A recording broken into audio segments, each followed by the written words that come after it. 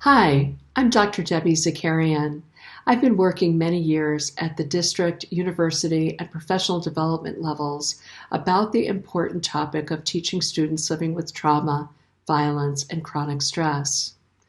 Oftentimes, when we learn that our students have experienced significant adversity, we can perceive them as having deficits that need remedying, or feel so badly that we might not see, or importantly, help our students to see the assets and capacities that they inherently possess or have developed as a result of facing adversity.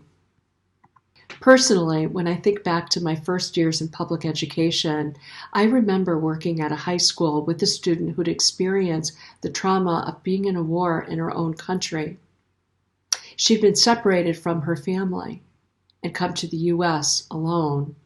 I remember feeling so badly for that student that I didn't see her strengths, that she came to this country speaking 2 languages, and that she loved science. Once I started to draw from the research about the importance of seeing her strengths and resilience, I was much more able to support her confidence, her competence, and capacity to cope with her life. Here are 3 research-based strategies and some examples that I hope you find helpful. A first one is getting to know each of our students on a personal level by building relationships with them. We could do this by being curious about them and asking questions like, "What would you like me to know about you?" "Tell me about a teacher that you really liked and why."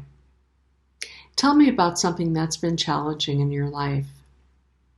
Questions such as these can be a great way to build relationships with our students and personalize our interactions with them. A second strategy is to give students a lot of opportunities to have a real say in their learning. An example is a teacher who asks small groups of students in her class to create a presentation of their own choice, to be as creative as they want to explain a particular concept that they're studying. Giving traumatized students a voice and a choice in their learning helps them to regain control and be empowered. A third strategy is about the importance of using predictable teaching practices with positive communication that students can count on. An example is a teacher who uses the same routines to start and end the class and constantly expresses the positives that he sees in each of his students. If we visited his classroom, we would hear him saying things like, "That's an excellent use of logic," and "I appreciate how you're working with your partner to find an answer."